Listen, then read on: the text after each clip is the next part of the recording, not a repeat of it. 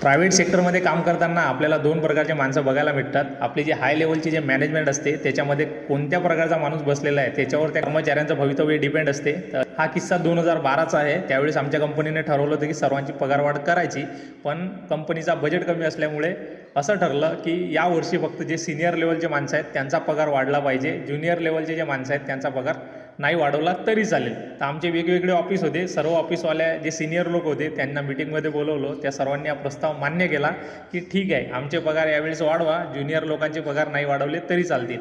आणि आमचा जो हेड होता AGM त्याने पण तो मंजूर केला. आणि जे ज्युनियर लेवलचे आमच्यासारखे माणसं होते त्यांचा पगार त्यांनी वाढवला नाही, आम्हाला चॉकलेट दिले आणि त्या सर्व सिनियर लोकांनी स्वतःचे पगार वाढवून घेतले. पण आमच्या कंपनीचे चेन्नई ऑफिसचे एक साहेब होते, त्यांचं नाव होतं वलयपती साहेब. वलयमधूनच सर्व काम करायचे. त्यांना याचा मेल गेला या कामाचा आणि त्यांना सांगितलं की यावेळेस कंपनीनं असं ठरवलं की फक्त सिनियर लेवलच्या माणसांचा पगार वाढणार, ज्युनियर लेवलचा वाढणार नाही.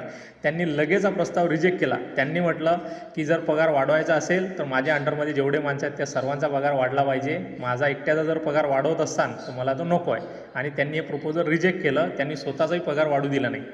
म्हणजे अशा प्रकारचे दोन प्रकारचे माणसं प्रायव्हेट सेक्टरमध्ये असतात. तुमचा बॉस कुठल्या प्रकारचा आहे त्याच्यावर तुमचं भवितव्य डिपेंड असते.